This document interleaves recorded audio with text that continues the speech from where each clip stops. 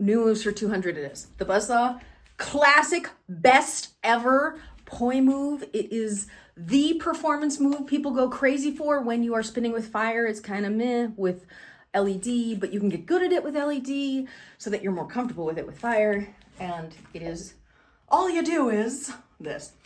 So you're taking the 2 poi, spinning them typically in shorter poi, like most people's full length may not work for them. Ow, especially if they have boobs.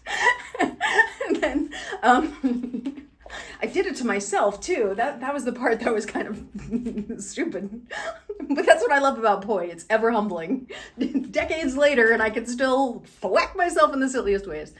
You could do it overall in 4 directions, where they're both overhand, both underhand, the right one overhand, the left one underhand, or the opposite where the left is overhand and the right is underhand. And then the other key thing is the poi are shorter because the reason I hit my boob is I'm on the inside plane between the 2 arms when I do it, regardless of the direction. Now, this is a buzzsaw, this is a buzzsaw. The difference really between them is how far apart they are. There are contexts where it's useful to be able to do this. I would say most people say this is really a buzzsaw, but in the opposite direction, you can't do that. One thing to note is if you're spinning your poi and you somehow have to get them from the outside plane to the inside plane, you want to be able to do that figure 8. So it's very much like the figure 8 you used to do for the overhand weave, but instead of doing that, ignoring how we get your poi short in flow, wrap it up around your fingers to the appropriate length so you're not hitting yourself. And then we're going to practice with each hand going from outside to inside. And you can do them individually, together, split time, same time, one going in, one going out. And maybe you start with just one doing the figure 8. Yes, exactly. And then when you bring it in, imagine you have a piece of plexiglass running down the midline of your body. And what you're trying to do is to get the poi on its own side of the plexiglass without hitting the plexiglass. And you can, one thing that can help when you're going in overhand is scooping down in toward yourself at the bottom of the rotation, and or more wrist can help you get a cleaner line as you're doing it. Okay, and now let's go in and out. 10, 9, 8, 7, 6, 5, 4, 3, 2, 1. Let's switch hands. We'll do it with the right hand, same thing. So it's shorter poi and then inside plane. And then we're going to go outside and inside. And let's do 10, 9, 8, 7, 6, 5, 4, 3, 2, 1. Excellent. Okay, now let's do the left hand again. Underhand. And 10, 9, 8, 7, 6, 5, 4, 3, 2, 1. And let's do the right hand again, also underhand. And make sure the line is straight. So for this one in underhand, what can be really helpful is if you push down and forward to straighten the plane, and the rotation is pushing away from you instead of an overhand where it's pulling toward your face. And then we'll do 10, 9, 8, 7, 6 with a smile, 5, 4, 3, 2, last one. Okay, now let's try the underhand one.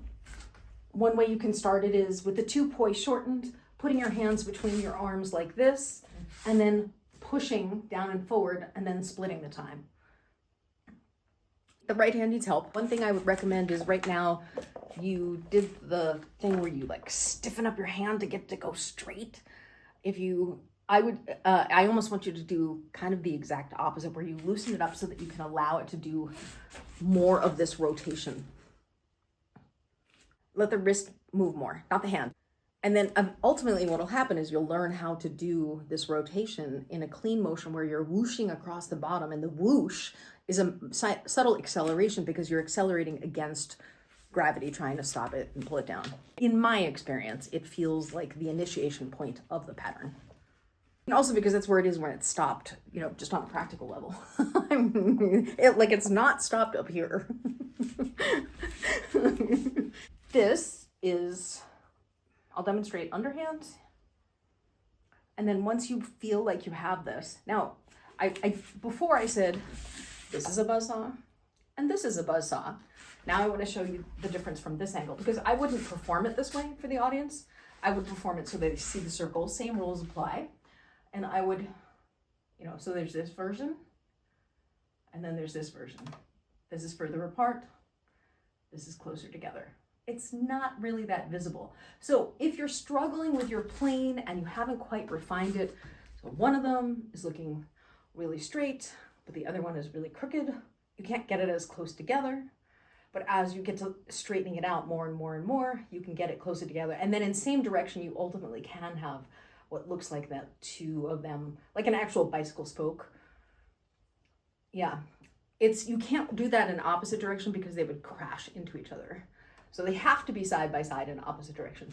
This is my left hand overhand, my right hand underhand. So this is the first opposite direction. Let's try this one. Okay, so left hand underhand, where you're pushing down and forward. Right hand overhand, where you're pulling into yourself. So this is, I call this side opposite right. It's the side plane, opposite direction. And then I'm specifying the hand that's overhand, which is the right hand. And then you can do it in split time like you were doing it a moment ago, or you could do it in same time like you were doing another moment ago. And you could switch between them. And then we could do it the other opposite direction, where the left hand is overhand, and then the right one you push down and forward and underhand, and this is side opposite left. And then regardless of direction, you can do it in same time or split time, or switch between them, or any other thing your imagination can come up with.